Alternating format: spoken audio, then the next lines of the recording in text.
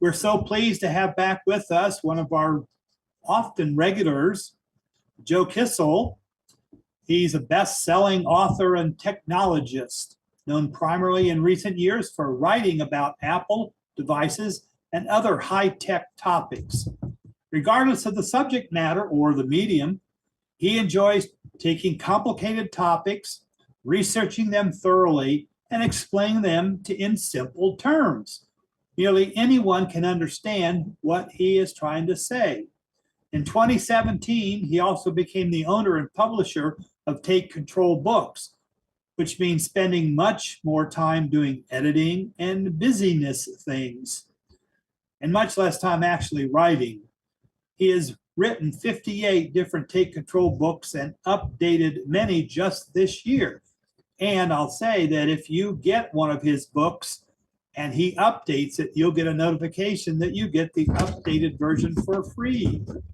Among other hats that Joe wears are dad, husband, editor, computer geek, cook, punster, amateur scientist, storyteller, martial artist, and dreamer. He likes to think of himself as a generalist rather than a specialist. Joe lived in Paris, that was new to me, from 2007 to 2012. And then from 12 to 21, he lived in San Diego, but now resides in Saskatoon, Saskatchewan, Canada, with his wife, Morgan Jenke, and their sons, Soren and Devin. His 31-year-old son, Ben, lives in Oregon. Joe is with us today again to try to help us take control of something. And today it's take control of your privacy. So I'm going to turn things over to Joe and help us. It's a nasty world out there, Joe. It is, and I will try to help keep you a little bit safer. So hi everyone. As you were just reading that that lovely description, I was realizing, that must have been from a few years ago. A few things are going to need to be updated, like well over 60 books now. 31-year-olds, 33, stuff like that. We'll talk about that another time. Anyway, as I was telling the folks who were here before we started rolling for real, I woke up with a sore throat this morning.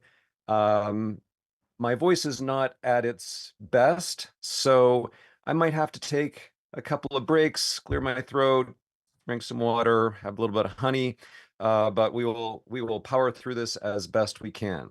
I am going to begin as things always begin in the 21st century with a commercial. So as you heard, I run a publishing company called Take Control Books. We sell ebooks on a wide variety of tech topics.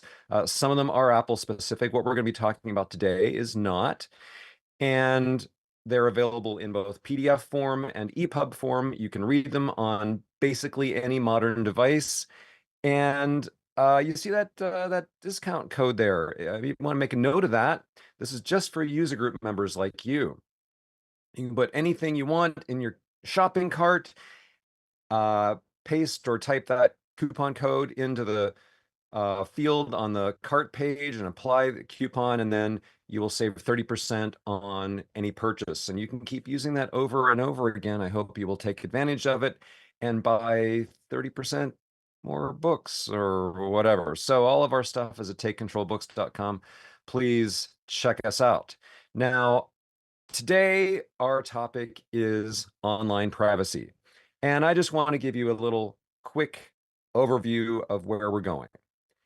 Now, when I first wrote my book about online privacy, this was a number of years ago. It's been gone through several new editions since then. A friend of mine who is a computer geek said, wow, that's going to be a short book. That was his way of saying, online privacy? You've got to be kidding. There's no such thing. And you know what? There is something to that. Online privacy is very, very hard to achieve. Not only is it hard, but it's a moving target. So I could tell you, like, we could sit down together and go over every setting in every app on every device you have, and get to a point where your privacy is in pretty good shape right now. And then tomorrow, somebody changes something. Google or Microsoft or Facebook or whoever makes a change on their website. They make a change to an app, a new version of an operating system comes out. Sometimes these things make your privacy better. More often than not, they make them worse. So we're not talking about a set it and forget it kind of thing. We're talking about kind of learning what the threats are, what you need to be paying attention to as time goes on so that you can keep coming back and making more changes as necessary to adapt to changing conditions out there on the internet. Now, I've given versions of this presentation, I can't even tell you how many dozens of times, to thousands of people, and I've written books on this topic, and I've gotten a lot of feedback by email. I've talked to a lot of folks about this, and there are a lot of people out there who have this idea that if they just do all the right things, that all the stuff that they do online will be perfectly, completely private. And it won't be. Sorry, but also you really don't want it to be. Now, as I'm just doing my thing, like I'll pick up my phone, open it up and see what the weather is like. And if I happen to be traveling, I can go to the weather app and see what the weather is going to be like wherever I am. If I want to order some food, I can go to any of numerous apps and they'll figure out where I am, just like the weather app figures out where I am and gives me the appropriate information for I don't want to see restaurants in New York if I'm in San Diego, right? So awareness of your location is an example of one of the many, many, many things that you are potentially advertising as you use your digital devices. You could turn that off, but if you turn it off, there will be consequences that you might not like. You're in an accident or you have some kind of emergency. It'd be really great for the people that are coming to help you to know exactly where you are. But if you've turned off that location stuff, they won't. So what I'm saying is, and I'm just using location as an example, I could have mentioned any of numerous other things. Privacy cuts both ways. The things that help to keep you safe by, preventing other people from knowing about them can also keep you less safe if the people who need to know about them don't know, and they can also cause you inconvenience. Do you want to have to enter the name of your city every time you look up something local? I would rather not. So it's a matter of trade-offs. You get to decide what kinds of information you really, really, really have to keep private, what kinds of information you only want to keep private in certain contexts or from certain people, and what kinds of information you feel okay sharing because the benefits outweigh the risks. We'll get into all this in a minute. Despite the challenges and the changing landscape and the fact that there are all these trade-offs, ordinary folks like you and me can still have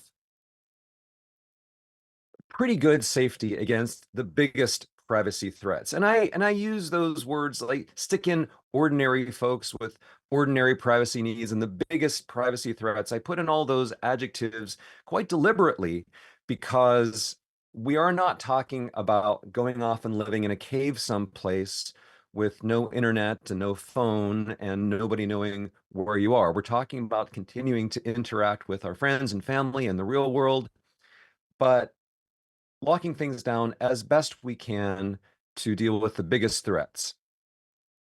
In my experience, having talked to many, many, many people about this subject, and I see it almost every time I do a presentation like this, and there's questions at the end, and somebody's like, okay, so Joe, I do this, this, and this, and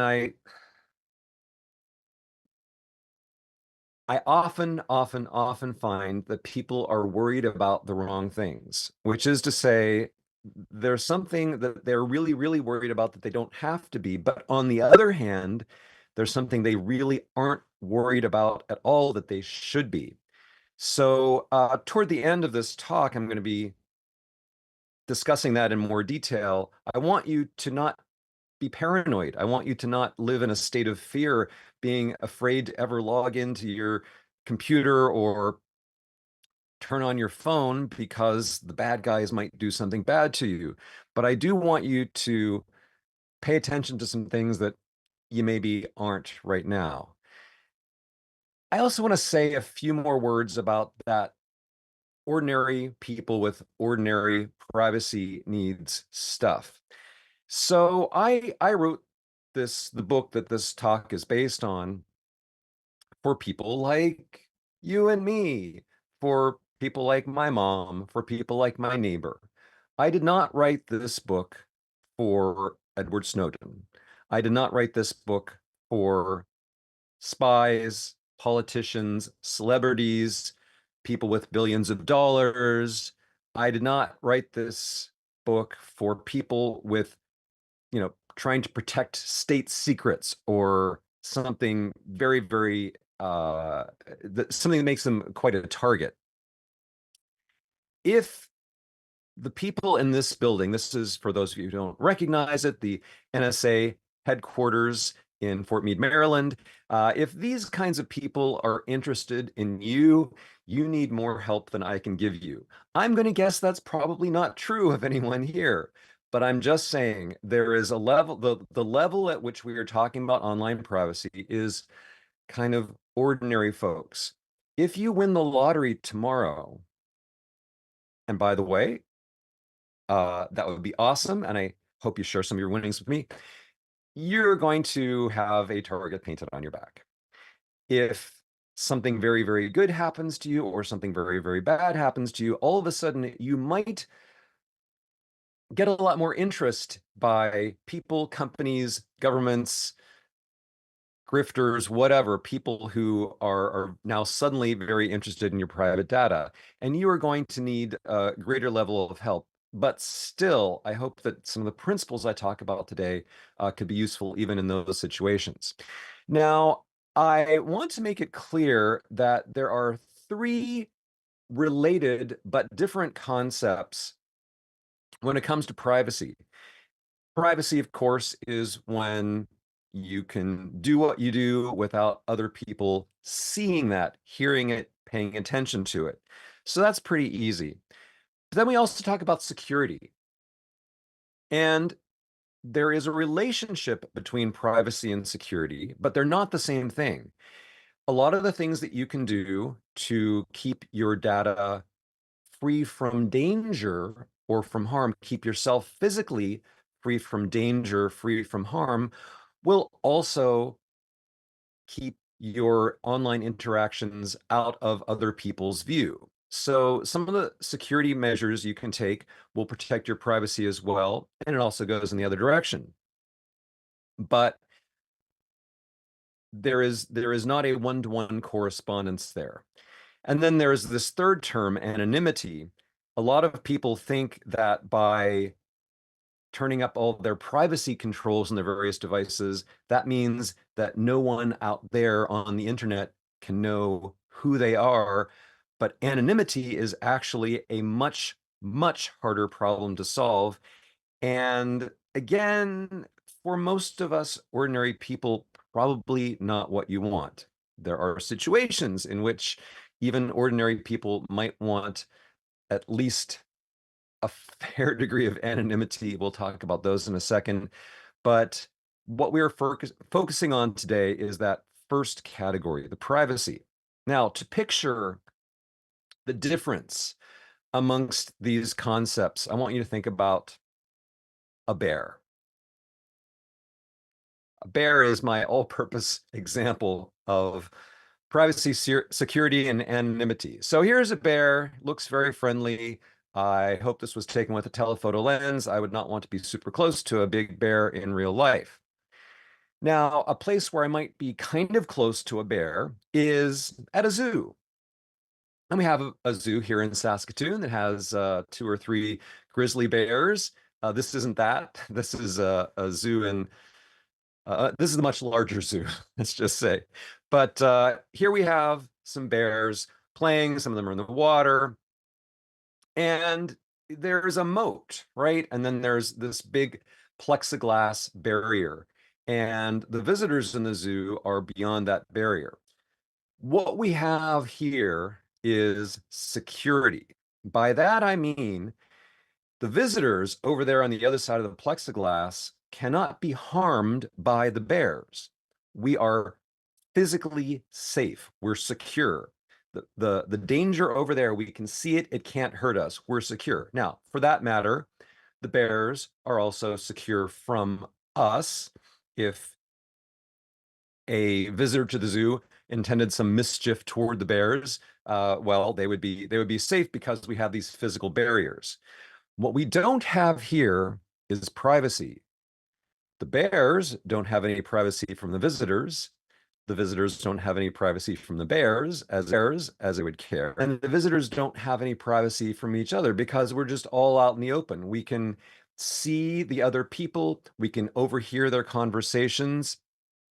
There's no privacy, but there is security. Now let's flip that. Let's say you go camping and you're out in the woods, you've pitched a tent, and you're in a really remote location. There's nobody around for miles. You would have to hike for an hour to see the next human being. So there you are in your tent, perhaps with a family member or something, and you could have a very, very private conversation. And by private, I mean no one can see you, no one can hear you.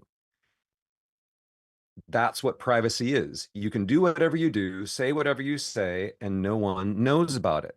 However, if a bear happened to walk by, what you would not have in this situation is security, because a thin piece of nylon is no match at all for one swipe of a bear's paw, and you would be a mess of bloody remains.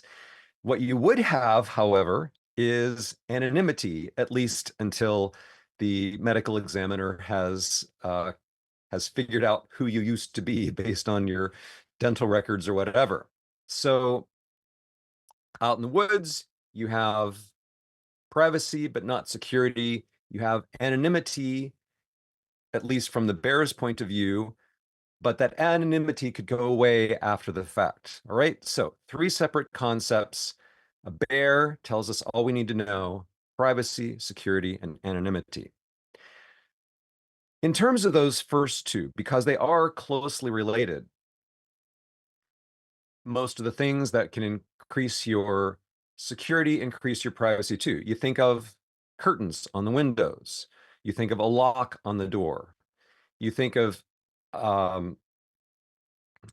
things that will keep out your neighbors, passersby, burglars. Well, those same kinds of things that keep people out also keep them from hearing or seeing what you're doing inside your house. So there's absolutely a relationship there.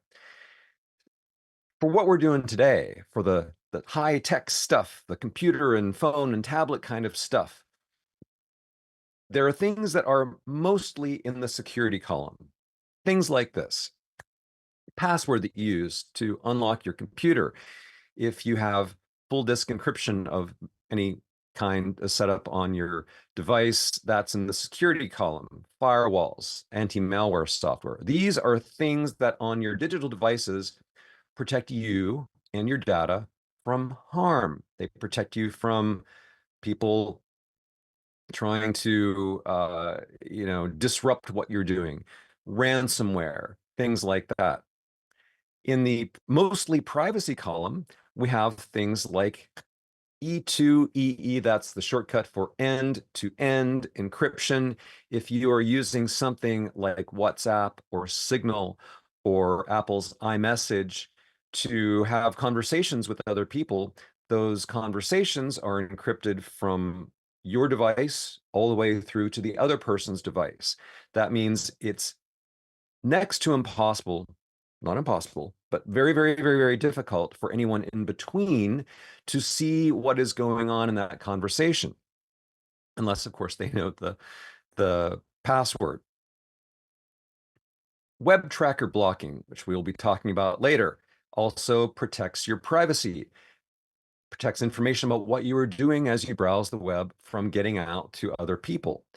Virtual private networks, again, which we'll talk about later, keep what you are doing from leaking out in various ways. Now, again, there is definitely overlap, but we will be mostly talking about the second column there. So online privacy means a few things. First of all, when you voluntarily submit information, let's say you want to buy, oh, I don't know, an ebook from me, which is a fantastic thing to do. You're going to say, well, here's what I want, and here's my credit card number or PayPal or Apple Pay or whatever it is you're using to pay for the thing. Well, you have to provide that information in order for me to get your money. And for me to send you your book, I'm going to need to know your name. I'm going to need to know your email address. All right.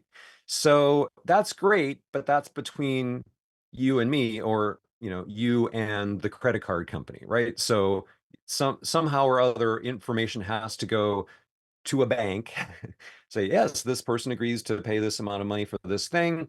And magic happens and you get the thing and I get the money. Okay. So you're voluntarily submitting that information, but what you don't want is for some, some guy in a striped shirt with, a mask on, hunched over a keyboard to know your credit card information, for example.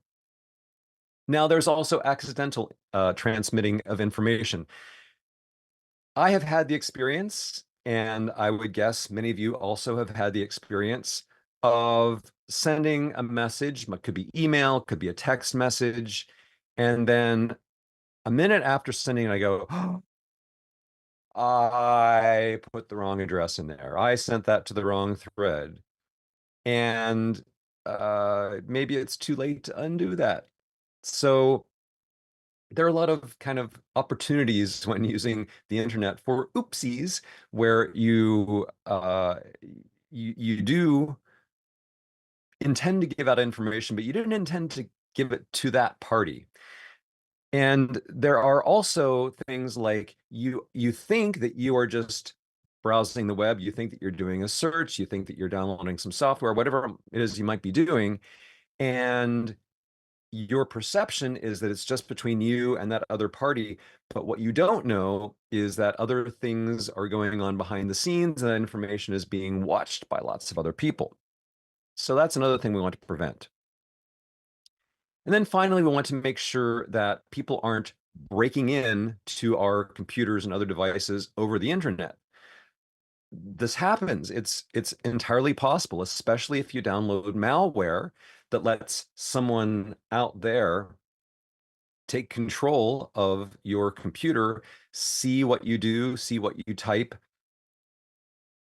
If the proper barriers are not in place, then you could lose a lot of private information that way.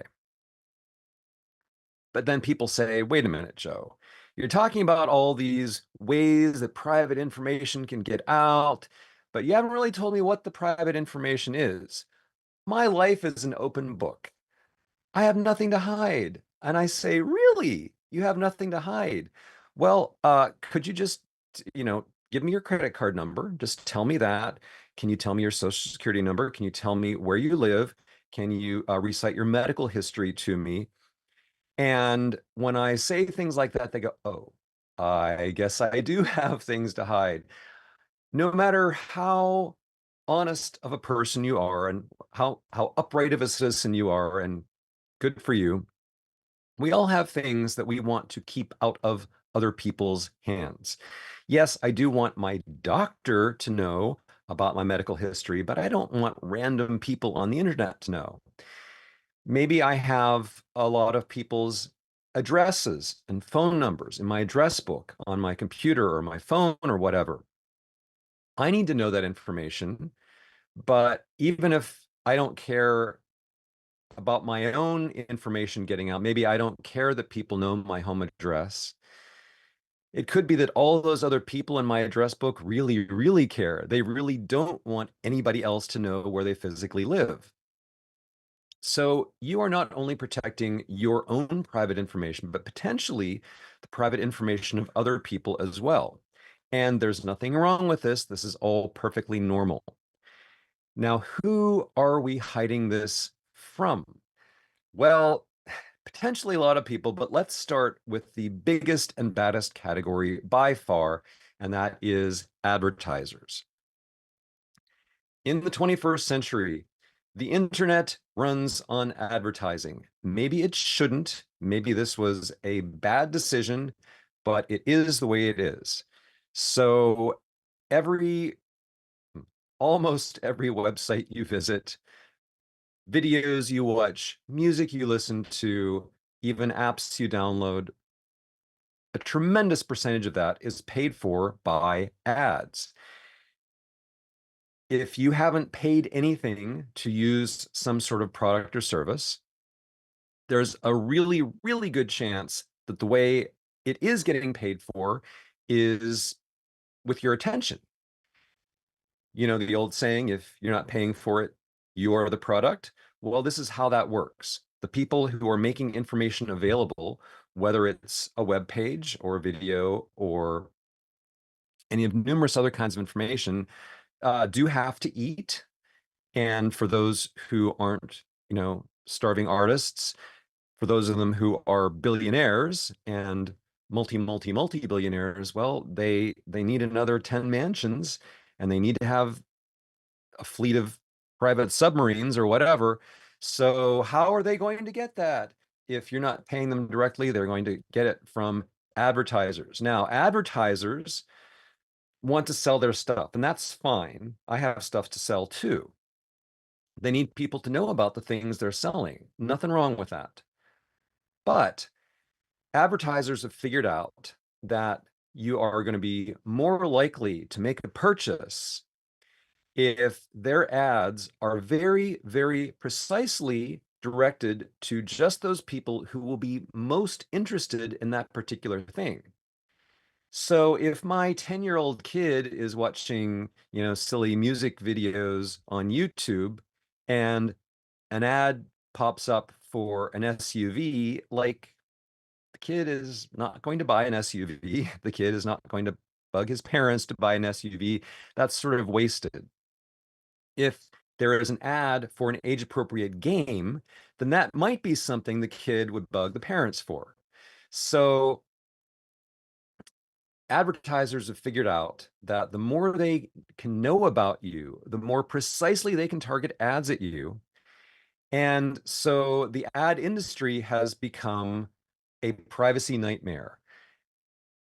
Advertisers and the platforms they use for their advertising, like Google's AdWords and ads on Facebook and ads in many other places, are all designed to suck up as much information about you as possible so that the people running those platforms can get more and more and more money from advertisers, and they get more money from advertisers because the advertisers are making more money because you're more likely to buy their stuff, right? So advertising is a really big problem in terms of your privacy. Now, there are lots of other categories too.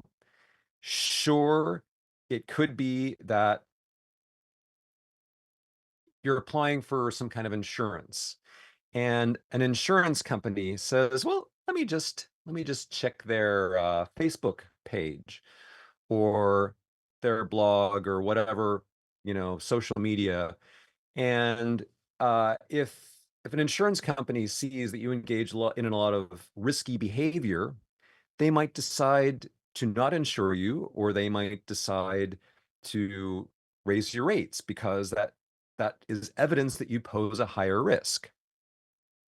So there are all kinds of other people who might want your private data for their own reasons, a lot of people are really, really worried about government surveillance, and maybe not the US government. Maybe it's the Russian government, maybe it's the Chinese government, maybe it's somebody else. It does happen. In my research has led me to believe that those sorts of threats are kind of farther down on the list of what ordinary people need to be worrying about. But yes, there are lots of different entities out there trying to get at your stuff. So what I recommend is developing a strategy that will kind of keep your data from being low-hanging fruit. Now, there's actually a chapter in my book that's basically what I wish I could tell you. And what I mean is, if I could just persuade you to do about 4 or 5 things, then we could stop right now, end of the conversation. Your privacy is pretty good. Not perfect, but pretty good, because you've dealt with the biggest and most imminent threats. And I'd like to just tell you, I'll just do these things and you'll be good, except that almost all of you will say, no, that's a step too far. I can't do that. So here are the things that I wish I could tell you if I thought you would actually do them. First thing on the list is get rid of Facebook. Delete your account. Don't post on Facebook. Don't look at Facebook. Don't use Facebook in any way. Facebook, among all the major tech companies, Facebook is absolutely the worst when it comes to sucking up your personal information indiscriminately with complete disregard to your preferences.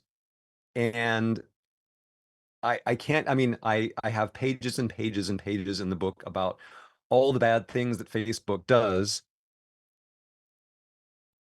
It's not to say that X, formerly Twitter, isn't bad. It's not to say that Google isn't bad. It's not to say that there aren't other places that are bad with your privacy. But Facebook is absolutely the worst. If you use Facebook and you could stop using Facebook altogether, that would help a lot.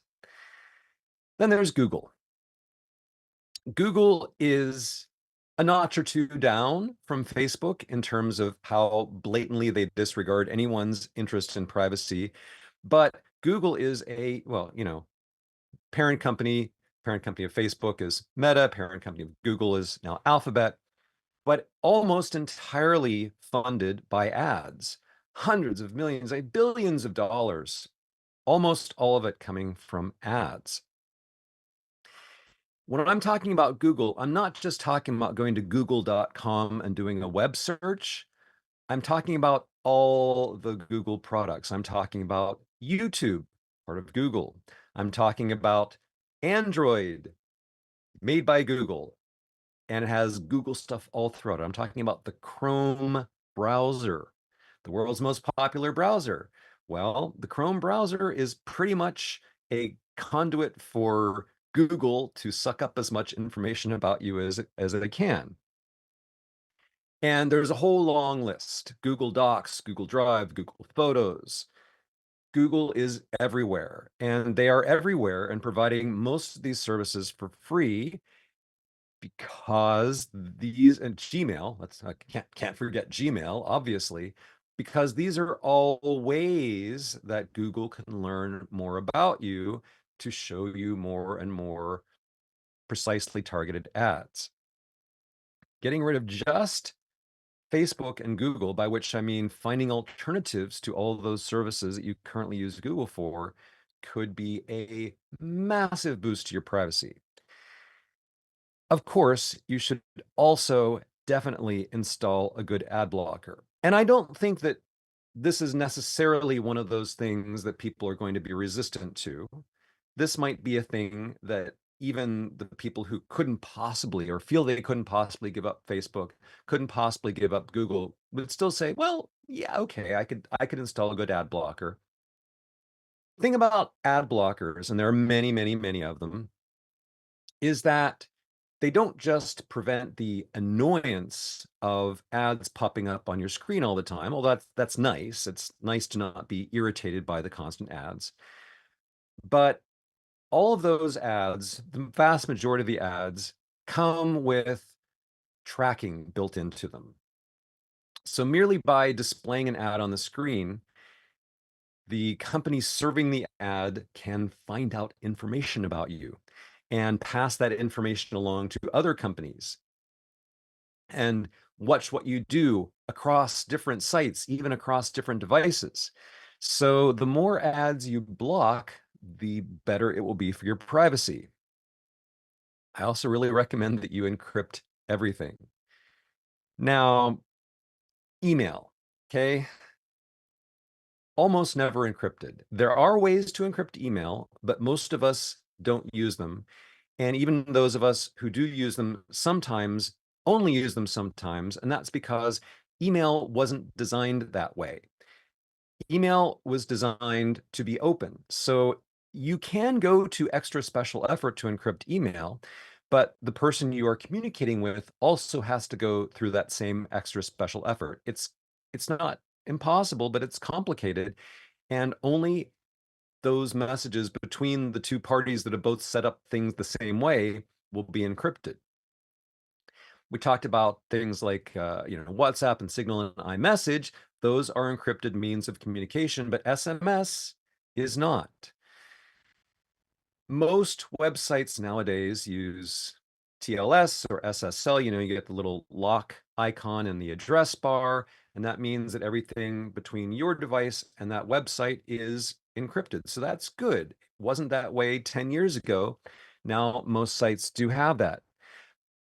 Most devices have some means by which you can encrypt everything on them so that when they're turned off or asleep and you turn them on or wake them up, you have to use a password or a scan of your face or your fingerprint or something to get at that data. So that's great, but I really recommend, to the extent possible, encrypt everything. And finally, I would tell you to just say no. We all see every day alerts popping up on our screens. Such and such an app would like access to your location. Such and such an app wants access to your contacts and your calendars. Such and such an app wants to read this file or do this or this. Hey, when you visit a website, can I send you notifications? Can I do this? Can I do that? Well, what I'm saying is, your default answer to all of those, can I do this? Can I do this? Inquiries should be no. Now, when you encounter something where an app or a website or whatever does have a legitimate need for a particular type of information, no problem. You can agree to just that, or you can say no, but then later turn it back on in your settings. But don't say yes by default. Say no by default. And honestly, if you did these 5 things, you got rid of Google and Facebook, and you installed a really good ad blocker, and you encrypt everything, and you adopt this habit of just saying no, that would improve your online privacy massively. Enough that I could say you're probably in pretty good shape. But if this is a step too far, what you can do is make some one-time changes. Remember what I said earlier, things are always changing. So the settings that you change now might not protect your privacy in the same way tomorrow. Make sure that Google has deleted whatever private data they have accumulated about you so far. And it's really not hard. I have instructions in the book. You log into your Google account, you go to a certain page, you say, okay, for this category, delete this, for this category, delete that. It's pretty straightforward, but you have to do it manually. Go to data brokers. Data brokers are companies. Some of them are also credit agencies. There's a lot of overlap there. Some of them don't deal with the credit aspect. They just take all this data about you, the places you've visited online, where you live, your interests, and they compile these into a huge, huge database, and they will sell that information about you to other companies like advertisers or insurers who really want that for some reason. So there are hundreds of data brokers. They each have their own policy for, can you delete information from them? How do you go about deleting information from them? They are hard to do. They make it intentionally very difficult for you to purge your information from them because this is how they make their money. And there are companies that you can hire to go and submit all that paperwork and all those forms to all these hundreds of data brokers for you. It's kind of hit and miss, but whether you pay for it with your time or you pay for it by hiring one of these companies, it's going to cost you something, but it is a way to make sure that less of your personal information is out there.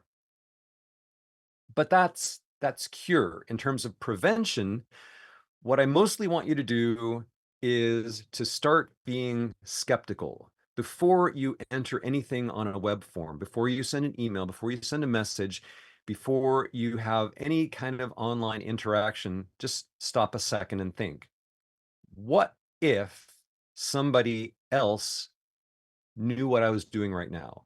What if somebody else read this email message? What if somebody else saw this credit card number? What if somebody else got any kind of information about me because of what I'm doing right now? Consider, is there an alternative? Could I put less information online? The more thoughtful you are, the more likely you are to protect the valuable stuff. Now, I can see that that the time is moving on. As I so often do, I'm talking a lot more than I intended to. So I want to just briefly touch on 4 key privacy areas. Now, in my book, I talk about many more privacy areas and in a lot more detail. Today, I just want to kind of acquaint you with 4 specific areas that might be of interest. And I'm not going to spend 10 minutes talking about each one. Time is short, but I want to say a few words about Apple specific privacy features, keeping your internet connection private, doing stuff privately on the web, and keeping email private. Now, for those of you who do not own any Apple devices, you can take a 2-minute break and make yourself a cup of coffee. For anyone who does have a Mac, iPhone, iPad, or whatever, I just want to mention that Apple is pretty good when it comes to privacy. Not perfect, not really even close to perfect, but pretty good. And the reason Apple is pretty good at privacy is that they make most of their money by selling physical objects and by selling services. So you buy an iPhone, Apple gets money. You buy a Mac, Apple gets money. You pay for, Apple TV Plus or Apple Music or any of their numerous services, Apple gets money. Now, Apple does have some ads, but ads account for a really tiny fraction of Apple's revenue. And Apple has decided that focusing on privacy could be a selling point for them because they can say, look at this huge list of features that we have that maybe you won't find equivalents for in Apple, in Android, maybe you won't find equivalents for in Windows. Now, not all these, some of these do have analogs in other operating systems, but Apple has a pretty decent privacy story. And every one of these features I describe in my book, and I talk about, is it worth it? And are there situations where you shouldn't use it? And exactly how much does this help if you turn this on? And really, by simply turning on a dozen buttons or so, you can overcome some of these other things, the malware and the adware and all the different kinds of things that are trying to ingest your private information. You can defeat quite a lot of those just by turning on some of these features. So if you are an Apple user, I recommend looking into these things and figuring out which ones of them you should turn on. There is usually almost no negative effect to turning these on. Now, that last one on the list, lockdown mode, that will involve some inconvenience for you. That is only for sort of much higher risk people or situations. But a lot of these other things, you can turn them on and kind of forget them, and most of the time you won't even know they're there. If you are not an Apple user, but you are struggling with privacy issues and you are open to considering a new platform for your next phone or tablet or computer, just kind of keep in mind that some of these things are baked in and they will make your life that much more private. Okay, moving on to the second category, your internet connection. That is, you have a device. It's your phone or your computer, whatever. Most of us connect to the internet by way of Wi-Fi. Ethernet still exists. There are ways of getting hardwired connections, and of course, there's cellular internet connections. But when your device is talking to a Wi-Fi router or it's talking to a cell tower or whatever, almost always there's going to be a wireless aspect to it. And then there's going to be a device that is on the other end. And that device is going to talk to another and another and another until that connection kind of gets out there into the big wide internet. That first link in the chain, though, your wireless connection is vulnerable. If you do not have Wi-Fi encryption turned on, then it is possible that other people nearby, even like a guy parked in the car across the street or in another room that you can't even see, could get a lot of information about what you're doing online. Now, because SSL/TLS has become much, much, much more common these days, they probably won't be able to see all the raw data that you transmit or receive with another website. They probably won't be able to read the email that you send and receive, but they will be able to figure out what sites you're connecting to. They will be able to learn some basic information about you. So, if you have your own Wi-Fi equipment, your own Wi-Fi network in your home or your business, make sure you turn on WPA or WPA2, WPA3, whatever flavor of it your device supports. And WPA in all of its flavors, again, not perfect. There are flaws. There are ways to hack it, but it's better than not. Even a flawed system is better than no system at all. And so what if you have to enter your password? You enter your password once, your device is going to remember it, and that will help to keep that link in the chain that much more secure. Now, if you don't control your own internet connection, your Wi-Fi connection, if you're out in public someplace, you're at an airport, a coffee shop, or library, whatever, someplace out there where you don't have that option to set your own password, you might want to consider using a VPN, a virtual private network. You install an app on your device, usually pay a small monthly fee or annual fee, and the entire internet connection between your device and somewhere out in the internet is encrypted. Now, it's not the entire connection end to end, but at least what it does is protect the information that is being sent and received between your device and that other wireless device on the other end from being intercepted. You also want to turn on your computer's firewall. It's a couple of clicks. Might not always help, but will almost never hurt. And you never know, it might keep out just that one particular bad guy that's looking to cause you harm. Now, to illustrate this, let's say you are at the bottom there, you're sitting in front of your computer. Up there in the sky, there's the cloud, there's various websites and apps and places you want to go. And they're all connected through this complicated web, but eventually they connect to your ISP, and your ISP somehow connects to your Wi-Fi router.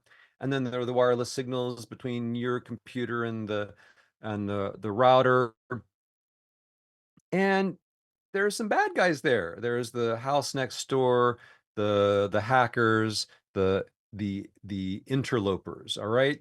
Now, in a default situation like this, you'll notice all of those dotted lines are gray. That means that everything is unencrypted, and any of those bad guys out there who have their own Wi-Fi devices can potentially see what you're doing.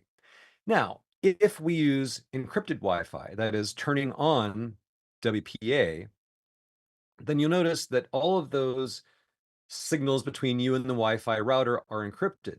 Now, that's not everything, because there's still a lot of dotted gray lines, but that does keep out sort of the local attackers. If you use a VPN, a virtual private network, your Wi-Fi connection may or may not be encrypted, but it doesn't matter, because you have created a secure encrypted tunnel that goes from your device through your router, through the ISP, and all the way to some server out there on the internet. What that means is that several links in this chain are now secure, and there are still places that people could potentially poke in and see what's going on, but there are fewer of them. There are ways to make even more of those lines green. Get to that in a moment. Now, people ask me all the time, what VPN provider should I use? Because I see these commercials, I see these ads, I see these review sites, and I'm sorry to say, this is a hot mess. And it's a hot mess because VPN providers, there are certainly some really good, legitimate providers out there, but there are a lot, and I mean a lot, of shady fly-by-night organizations. And as an example, there are literally advertising companies out there who have bought VPN providers, and they put up their own VPN review sites, which of course rate the providers that they own the highest. And they're all about collecting your information. They're pretending to keep it safer, but what they're really trying to do is to get your money, either through advertising or through the cost of the VPN providers, or both. There are also a lot of VPN providers that, even if they're not putting up their own kind of fake review sites, offer people very high affiliate fees. So if just I'm a guy and I make my own website and I'm promoting somebody's service, and I want to say, well, I've reviewed 5 VPN providers and here's my list, I have an incentive to put the highest rating on whichever VPN provider is giving me the biggest kickback. All right. This happens all the time. So when you go to try to find out what VPN provider should I use, it is almost guaranteed that you're going to run into a lot of these sites that are basically lying to you. They're basically making up stuff to get you to sign up for whatever provider will, produce the most money for them, not the most privacy for you. Now, there are some providers that I have researched extensively. Most of them I have tried out myself, and I have very good reasons to trust them. It's not to say that something couldn't change in the future, but these are just a few examples of ones that I feel good about. I feel that they are above board, and maybe not the fastest, maybe not the cheapest, but I will take a little more expensive and a little slower over trying to steal all of my money and privacy. But again, don't just trust anyone. Now, if you go to like a site like Wired or PC World, or like a legitimate, well-known website, tech website, you can probably reasonably trust their reviews. But if you don't know the website in question, be very, very skeptical. Now, browsing the web privately, regardless of whether you use a VPN, regardless of whether you use encrypted Wi-Fi, you are going to spend a lot of time looking at a lot of websites. And hey, the fact that you have an encrypted connection between you and some other website, because yeah, there's that little green lock in the address bar, that's great. That does mean all the data you send or receive with that one site is encrypted, but it doesn't mean that that site is taking care of your private data. That encrypted site could still be sucking in all kinds of stuff about where you've been and what you do and what you like and everything you've clicked on and your browsing history and your search history and passing it on to other sites. So you need more than just that security. You need privacy. In addition, no matter how many switches you flip or how many ad blockers you install or whatever, if you go to a site and then you log in with a username and password, well, that site knows exactly who you are. You are definitely not anonymous. So, my first piece of advice is to use a privacy respecting browser. I mentioned Google Chrome a while back. Don't use it. Really, don't use Chrome. And I know what you're thinking, but everybody uses Chrome. I love Chrome. I'm used to Chrome. I have extensions that work in Chrome. Chrome is great, except Chrome is out to get you. Now, if you need a Chrome compatible browser, one that's built on the same underlying engine, there are lots of choices. There's Arc, there's Vivaldi, which is what I use. There are actually a whole bunch of them, but don't use actual Chrome. You can get all the same features you want without using Chrome. You use some other browser that's like Chrome, and don't log into your Google account there because, again, Google. But you can get all those features with a browser that respects your privacy a lot more. Now, Brave is another example of a Chrome-based browser that is more secure. I have reasons for not liking Brave. I talk about them in the book. I just wanted to mention that because I know somebody's going to ask. If you're an Apple user, Safari is pretty good, even with default settings. If you change some of the default settings, it'll get even better. But even with those things having been done, you will still definitely want to add an ad blocker to Safari. Disable third-party cookies. Cookies are these little text files on your computer that sites use for some perfectly good reasons, like keeping track of your settings, your preferences. In the case of our site, we have a shopping cart. You want to put a book in your cart and come back later and find that same book is still there, and we have to keep track of what you have put in your cart. So cookies really help us out in that way. They make the experience of using the web easier for you. But cookies are also places where the sites you visit can store private information about you, and then another site can go look at that cookie and take that combined information, add it to a big old profile of you. So when it's a cookie that the site you're on is getting, no problem. When it's somebody else's cookie, as an ad provider setting that cookie and reading that cookie, that's a third-party cookie. That's what you want to avoid, and pretty much all browsers have a way to turn that off. Use a browser extension that blocks ads and tracking. Again, I have lots of suggestions in the book as to which ones might be good for your platform. Use a password manager. Use something like 1Password, Dashlane, RoboForm, Bitwarden. I mean, there's so many of them. Use an app to generate strong passwords, to remember them, to fill them in for you automatically.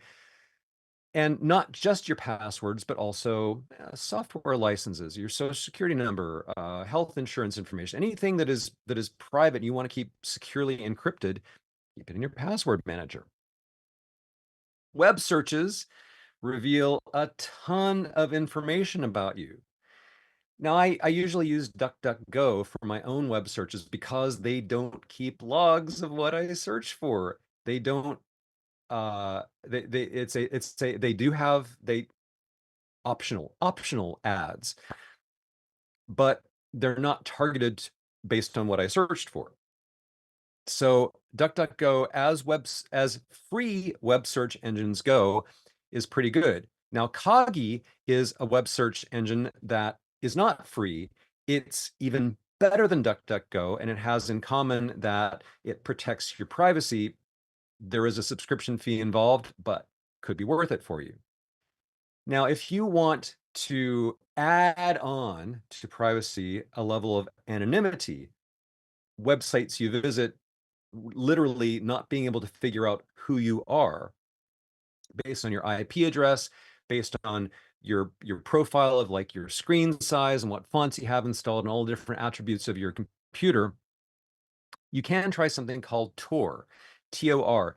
Originally stood for the onion router. It doesn't really stand for anything anymore, but it's a way of, it's kind of similar to a VPN. It makes a secure tunnel, but it routes you through a bunch of random servers that are just like ordinary people's computers all over the world and spits you out at a random endpoint. That makes it much harder for someone to figure out who you actually are. It makes things a lot slower and it makes browsing a little bit tedious, but it is a way to improve your anonymity. So here we have an example of a website that uses TLS, or SSL as it used to be called, to encrypt the information between your device and them. And so look, there's a green line all the way from you all the way up to the app or website you're going to. That's great. That whole thing is encrypted.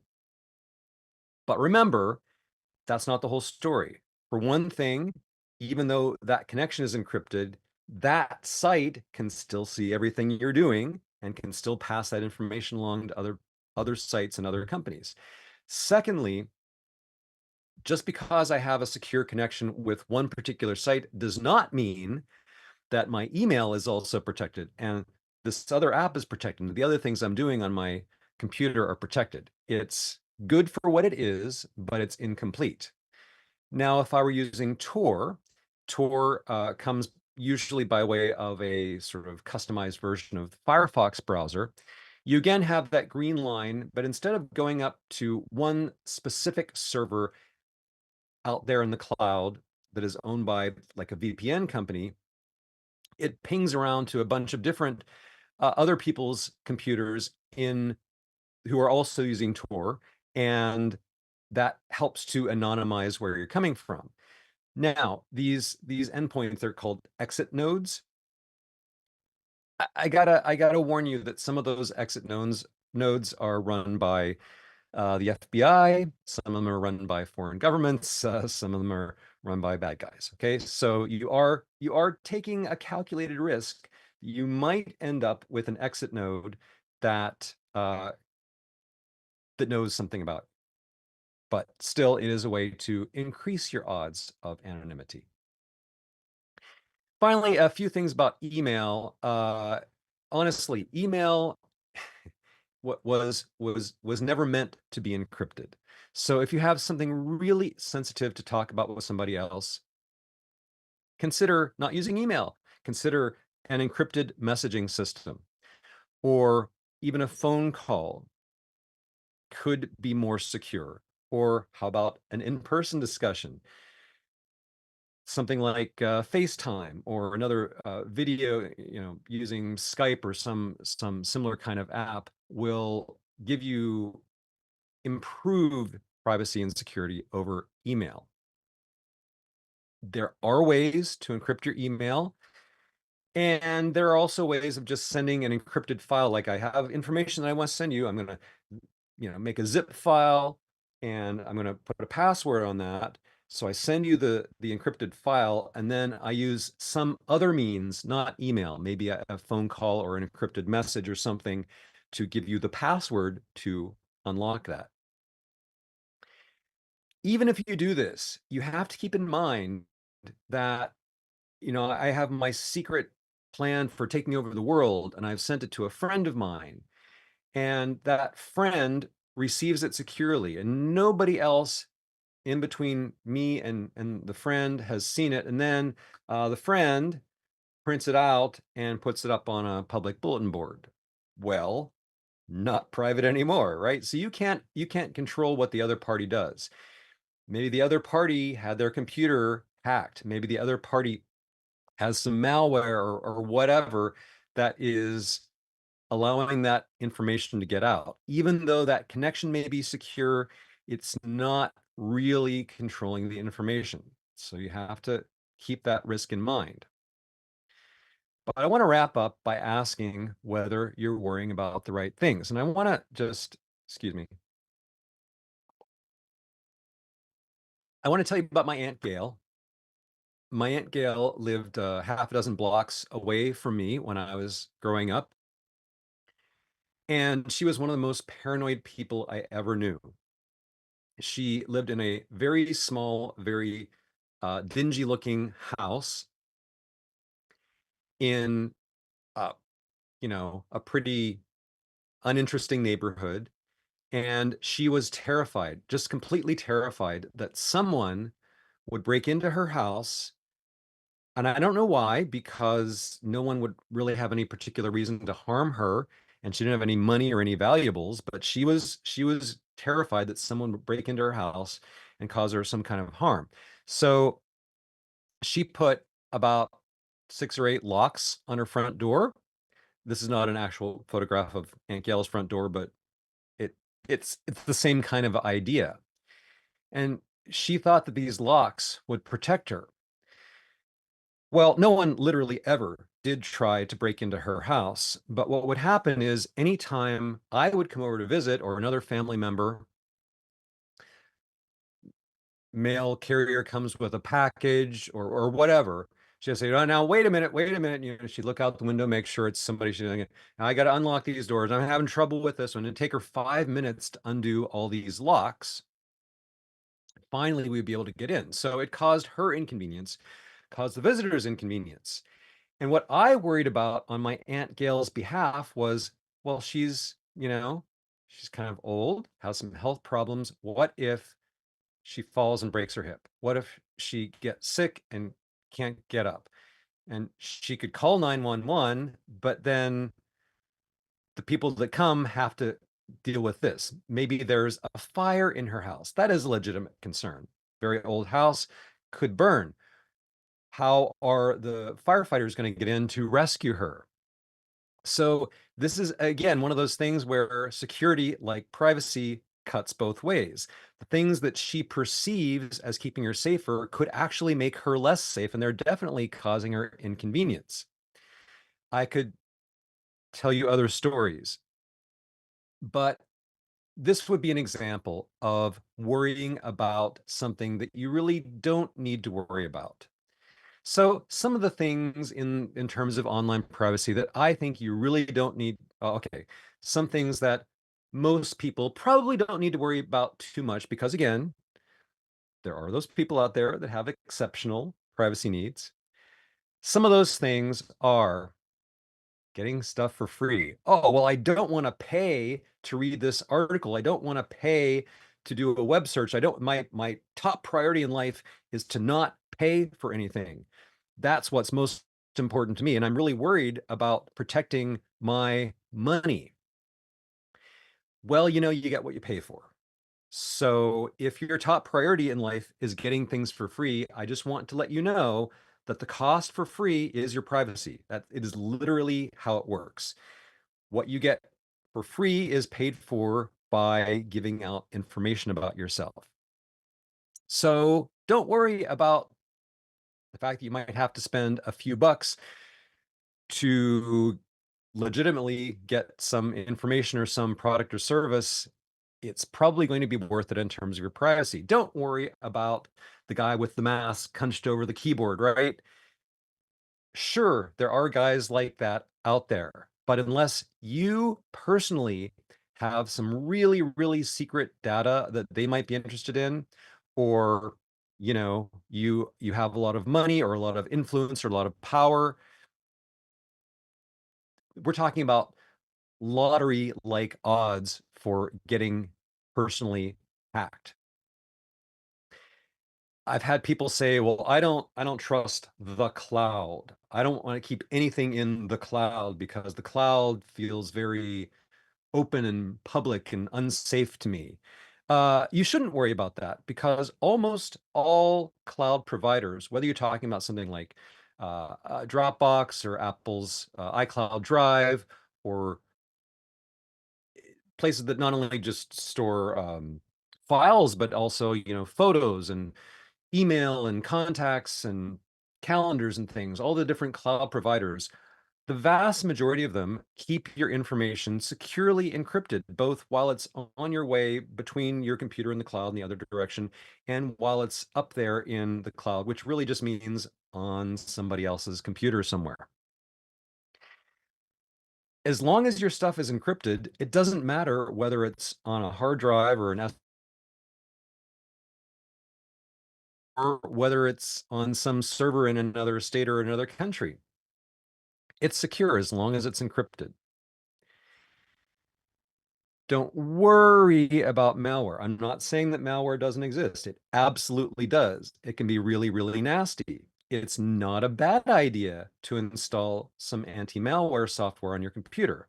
But if you stay away from the sites that are the most likely, the most common vectors for malware, if you stay away from porn sites, if you stay away from sites that offer pirated software and pirated music, movies, stuff like that, if you stay away from the sites that kind of cater toward, illegal things or at least highly suspect things, then you massively decrease the possibility of getting malware on your device. Somebody sends you a link in email or by a text message. If you don't know the person, if you aren't sure you know where that link came from and that it's legit, well, don't click it, because clicking unknown links from unknown places is a very, very common cause of getting malware. So what I'm saying is, it's not that it doesn't exist, it's not that it's not a problem, but don't worry about it. Just be smart about it. Don't worry about apps popping up, things on your computer saying, I want access to all the files in this folder. Almost all the time, if it's an app from a legitimate source that you've intentionally installed and it says it wants access to a particular folder or place on your computer, almost always that's legit. Of course, you can come up with counterexamples, but this is not something you should lose sleep over. I have people saying, well, I don't want to just use a good password when I sign up for a new account. I also want to disguise my email address, use a username that isn't my name, that's some obfuscated thing. Well, you can. There's nothing wrong with doing that, but you shouldn't think that using the right username is going to protect you and that using your personal name is going to put you at risk. That's just not how things work. That is not something you should worry about. Private browsing or incognito mode, depending on your browser. These don't do what most people think they do. They don't protect your information from other websites. All they do is keep your device from making a local record of the places you visited. So if you want to go to a certain website and you want to make sure that someone who later looks at your browsing history on your computer doesn't know that you went to that website, well, that would be an example of what a private browsing mode would do. Doesn't keep the website from keeping a record of that, doesn't keep DNS providers and your ISP and other parties along the way from knowing what you did. It really is just for that purpose of keeping your computer or other device from storing a record of what you've done. So usually kind of not worth it. Some things you do need to worry about more are, and again, I have many, many pages about this in my book, Facebook and the other meta brands like Instagram, sorry, uh, they are really a very significant threat to your privacy. I recommend avoiding them. Same thing for Google, Chrome, Android, etc. Do worry about your passwords. Mentioned that before, mention it again. Every single site you visit should have its own long, strong, unique password. A password manager can handle all that for you, and it's a really great idea. Anytime you have the option to turn on two-factor authentication, do it, because that puts another barrier between the bad guys and you. Anytime you have the option to use end-to-end encryption, use it. Last but not least, back up your stuff, back up your computer, back up your mobile devices, because a lot of the kinds of damage and mischief that the bad guys can cause assume that you don't have backups. And you can undo a lot of damage simply by restoring data from a backup. I want you to take away one last thing. That is my motto. You know how there's this motto in Las Vegas: what happens in Vegas stays in Vegas. Well, I have kind of my own version of that, and that is, what happens on the internet stays on the internet. By this, I mean, once you have exposed some piece of data to the internet, whether that's sending an email or entering something in a web form or whatever it may be, you can never know that that information is gone, has been deleted. You can ask a company or a site to delete data, but you don't know that they have. You don't know that they don't have a backup. You don't know that somebody didn't take a screenshot of that post on social media.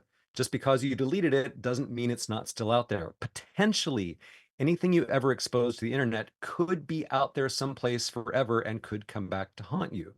So if you don't want to have any risk of a thing coming back to haunt you, be very, very careful what you put on the internet in the first place. So I talked for quite a long time, sorry. But if you'd like to read vastly more detail about this, this slide, I'm sorry, I forgot to update it. It actually, the fifth edition is out. That was, later this month, was a few months ago. So it is out now. It's quite detailed and will help you no matter what kind of device or devices you're using. I hope you will take advantage of it.